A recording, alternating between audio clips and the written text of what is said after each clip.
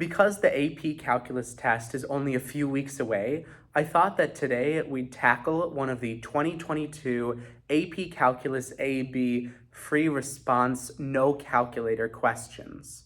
So in this problem, we're told that the graph of f prime of x is given as follows with this little semicircle here and then these straight lines there. And then we're also told that f of 4 equals 3. That's all the information we're given. And so the first thing we're asked to do is to find f of 0 and find f of 5. So how can we go about finding f of 0? Well, this is a question that is asking us to use our knowledge about the fundamental theorem of calculus, namely that the integral, actually I'll write it down here, namely that the integral from a to b of f prime of x dx is just going to equal the original function f evaluated at the boundary points. So how can we use this to find f of 0 and f of 5?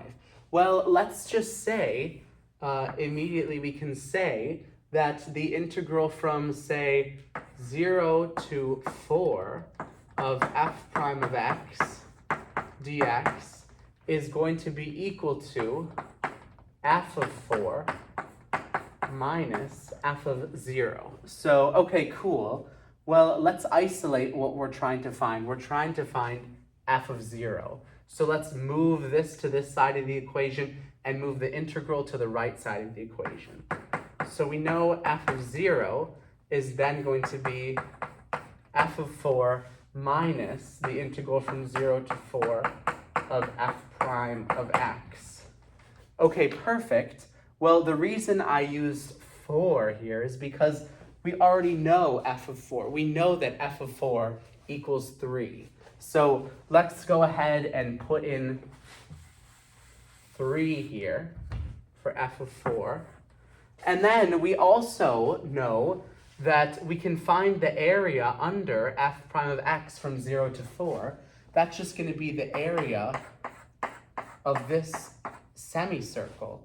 And of course, the area of a circle is pi r squared. So here our radius is 2.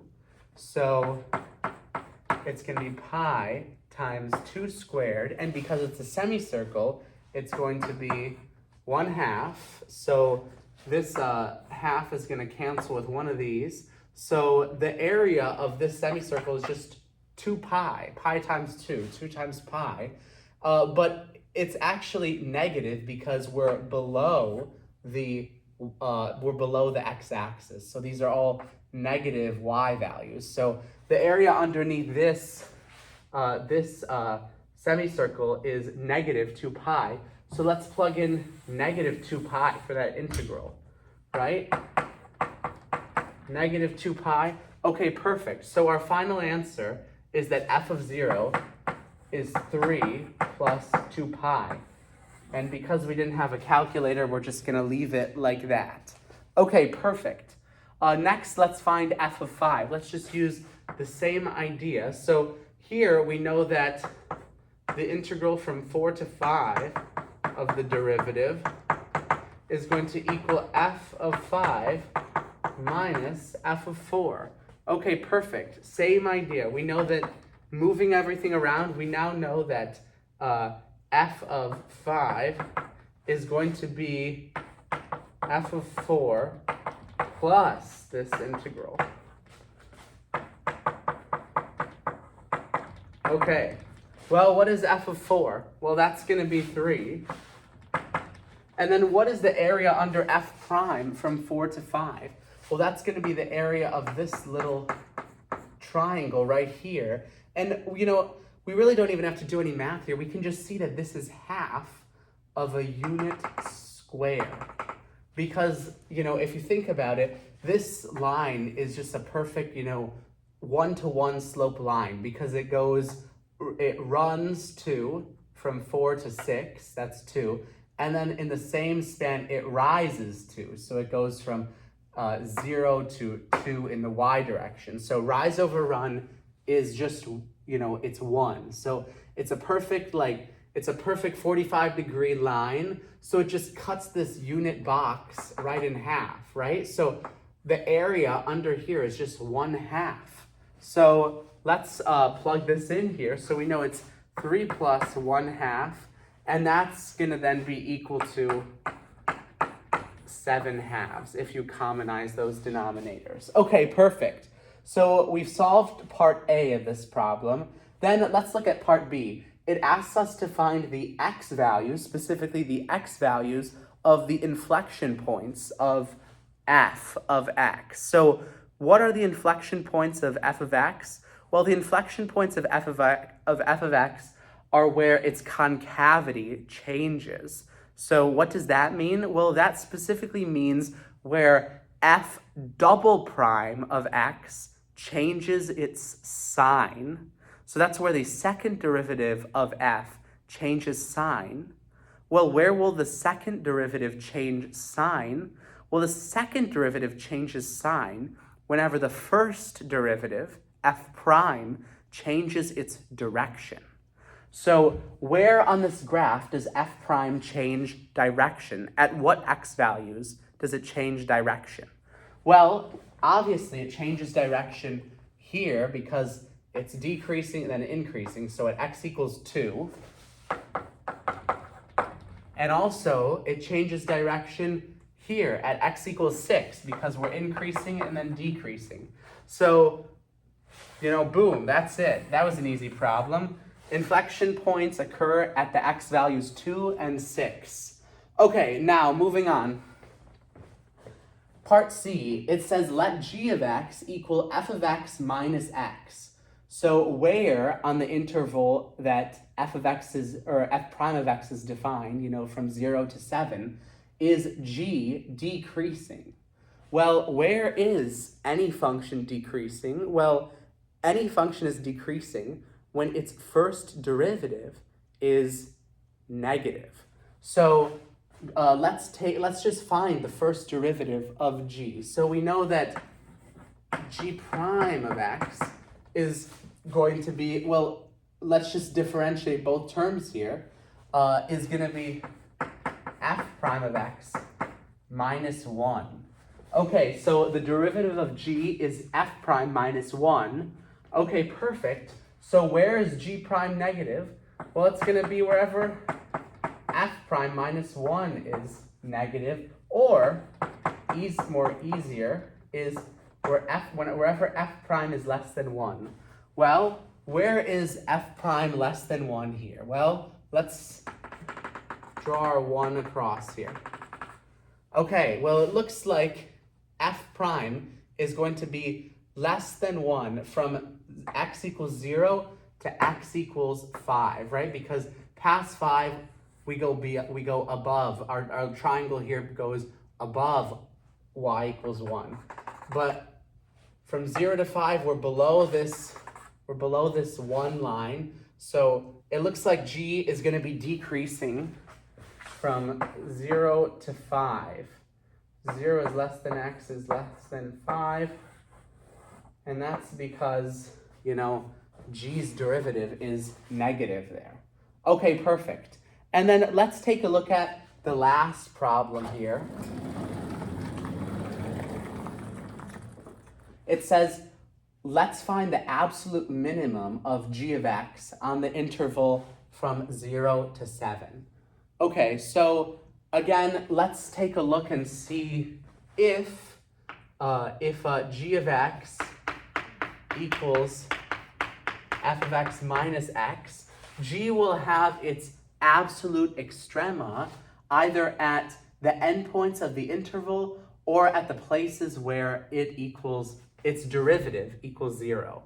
So let's go ahead and take g prime. Again, we just found that in the first question, f prime of x minus 1. Well, where is f prime of x minus 1? Where is this first derivative equal to 0? Well, that's going to occur whenever f prime equals 1. Where did we say f prime equals 1? Well, it looks like it equals 1 at x equals 5. And at x equals 7. Okay, and then let's also add in the endpoints of the interval. So we're also going to check the endpoints of the interval, which happen to be 0 and 7. So we also need to check x equals 0 and 7. Well, 7, we're counting it twice because 7 is not only an endpoint, but also a place where the first derivative is 0. So, okay, so now let's do the candidates test. What are all of our candidates? We have x equals 0, x equals 0, x equals 5, and x equals 7. Okay, and what do we want to do at all of these candidate points? We want to find the value of g of x at these points, right? This is what this column is. It's going to be g of x evaluated at these candidates. Okay, so what is g of 0? Well, we know that g of 0 is going to be f of 0 minus x evaluated at 0, which is 0. So g of 0 is going to be f of 0. And actually, we already found f of 0 in this part 1 here, which is really nice. So we actually already found that f of 0 is 3 plus 2 pi. So let's go ahead and put that in there. So g of 0 is going to be 3 plus 2 pi. Okay, so what's g of 5 then? Well, we know g of 5 is going to be, it's going to be f of 5 minus x evaluated at 5, which is just 5. Okay, perfect. So g of 5 is f of 5 minus 5. Well, nicely for us, we actually already found f of 5. What is f of 5? Well, it is 7/2. That's nice. We don't even have to recalculate that. So we know that now we have 7/2 minus, well, let's express 5/2 as in terms of, denominator 2. So it looks like g of 5 is 7/2 minus 10/2. So it's going to be equal to -3/2. Okay, perfect. So we're going to get -3/2. And then finally, our final candidate is x equals 7. Well, that was one f value that we didn't calculate because, we need to find g of 7, which is going to be f of 7 minus 7. So we actually didn't calculate that. We need to find f of 7. So let's go ahead and just do that really quickly. We know that if we integrate f prime of x dx from 4 to 7, well, we know that that is going to equal f of 7 minus f of 4. That's the fundamental theorem of calculus. So what is f of 7? Well, it's going to be equal to, moving this f of 4 over, it's going to be f of 4 plus this integral from 4 to 7 of f prime of x dx. So we again remember that f of 4 was given to us in the problem statement as 3. And then all we need to do is find the area under this, under this shaded region here. Well, let's break this down into shapes we know. So we have this, this first shape, we have this first big triangle there. That is going to be a triangle with base of 2 and height of 2. So area of a triangle is base times height all over 2. That's just going to be 2. So we have that area there. Then we have this, this thing here. This is triangle of base 1 and height 1. Area of a triangle, that's just going to be 1/2. And then we just have this box, which has base 1 and height 1. So that's just area 1. So it looks like 3 plus 2 plus 1 is 6 plus 1/2. It looks like 6 plus 1/2 is actually going to give us 13/2. Okay, so f of 7 is going to be 13/2. And then minus 7, that's going to be, what is 7 expressed with the denominator 2? Well, that's going to be 14 halves.